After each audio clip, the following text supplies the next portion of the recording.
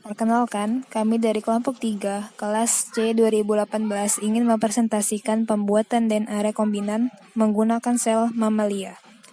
Judul jurnal yang kami ambil adalah Uji in vitro vaksin DNA pengekspresi antigen fusi hemaglutinin virus influenza A, H5N1 dan FP22 pada kultur Chinese ovarium hamster.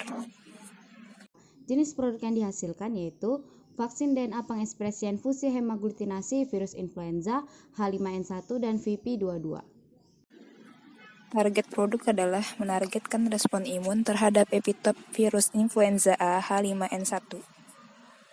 Asal DNA produk yang digunakan dalam penelitian ini adalah DNA H5COP delta TM. Jadi, saya akan menjelaskan asal DNA sisipan itu dari mana. Digunakan CPP protein VV22 yang berasal dari HSV1 atau herpes simplex virus tipe 1. Protein VV22 atau Voyager protein 22 yang dikodekan dari gen UL49 adalah komponen utama pada wilayah tegumen, yaitu protein yang berada di antara matriks dan selubung dari herpes simplex virus tipe 1. Oke, di sini saya akan membahas tentang sel inang yang digunakan. Berdasarkan jurnal yang kami review, sel inang yang digunakan adalah sel Chinese ovarian hamster atau CHO yang merupakan sel mamalia. Beberapa alasan penggunaan sel CHO antara lain adalah yang pertama, sel CHO aman dan mempunyai resiko yang rendah terhadap kemungkinan terkontaminasi oleh virus manusia.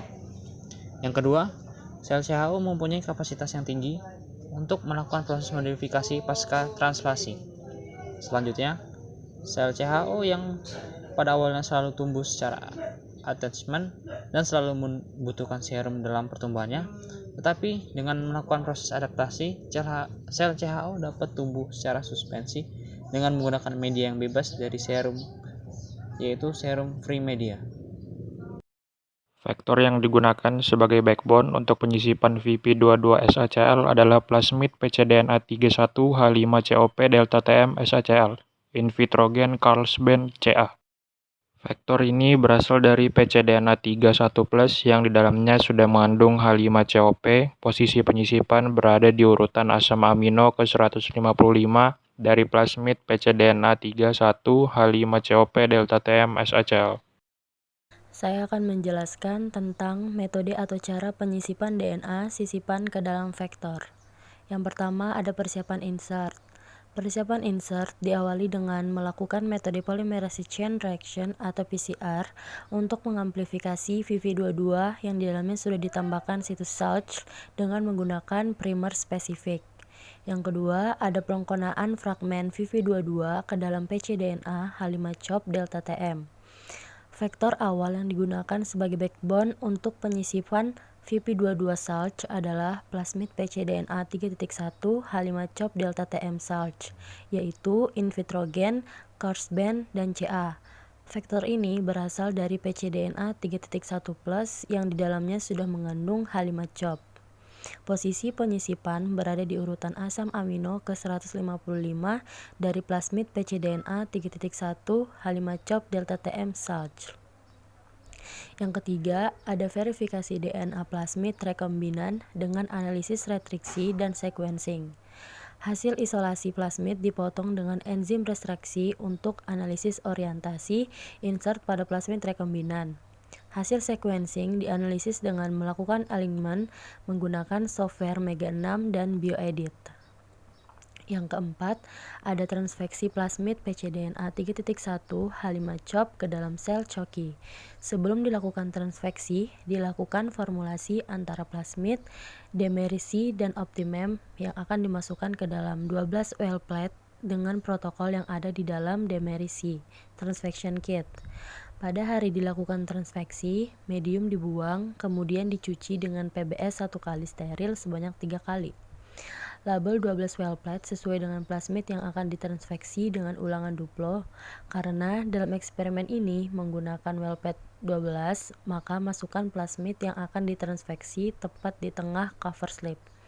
Setelah itu, optimasi inkubasi selama 2 hari pada inkubator 5% CO2 dengan suhu 37 derajat Celcius.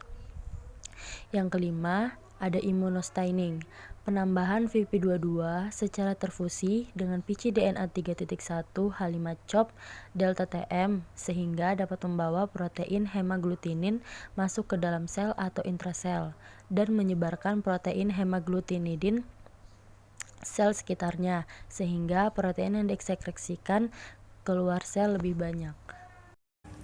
Metode seleksi. Verifikasi DNA plasmid pcDNA3 1H CoP delta TM PV22 dilakukan pada koloni nomor 13 dan 35 dengan melakukan digesti DNA menggunakan enzim retrikasi NHEL dan HIN3. Masing-masing direaksikan selama 1 jam pada suhu 37 derajat Celcius. Hasil yang positif pada kedua koloni ditunjukkan dengan adanya shifting atau jarak pada vektor pcDNA3 1H5 CoP delta TM dan kedua koloni. Plasmid pada koloni nomor 13 dan 35 ukuran insertnya lebih berat bila dibandingkan dengan ukuran insert vektornya. Metode analisis hasil protein 1 vaksin DNA HA-H5N1 yang digunakan dalam penelitian ini adalah DNA HA5CoP delta TM di mana merupakan DNA H5 yang telah dioptimasi kodon sehingga dapat diekspresikan dalam sistem E. coli. 2. Gen insert VP22 dimasukkan pada konstruksi plasmid transfer rekombinan dengan cara menyisipkan fragmen VP22 yang sudah ditambahkan situs SAC ke dalam vektor pcDNA3 1H5CoP delta TM yang juga telah ditambahkan ke situs SAC di dalamnya. Hasil akhir penyisipan dikonfirmasi kebenarannya dengan analisis restriksi dan sequencing. 3. Konstruksi plasmid DNA yang menargetkan protein H5 urutannya sudah sesuai dengan fragmen VP22 di asam amino ke-155 dari protein H5. Plasmid ini kemudian menjadi plasmid DNA rekombinan yang nantinya akan diekspresikan dalam sistem sel CHO menjadi protein hemaglutinin H5N1 dan VP22. 4. Protein ini dapat dideteksi keberadaannya dengan cara immunostaining atau immunofluorescence menggunakan antibodi anti-H5N1 dan antibodi sekunder berlabel fluorescent.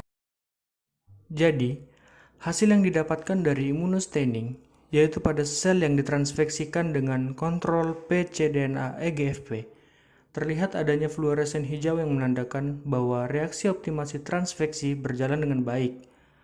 Hasil ini membuktikan bahwa dengan adanya penambahan VP22 secara terfusi dengan pcDNA3 H5-CoP delta TM dapat membawa protein hemaglutinin masuk ke dalam sel atau intrasel dan menyebarkan protein hemaglutinin sel sekitarnya, sehingga protein yang disekresikan keluar sel lebih banyak.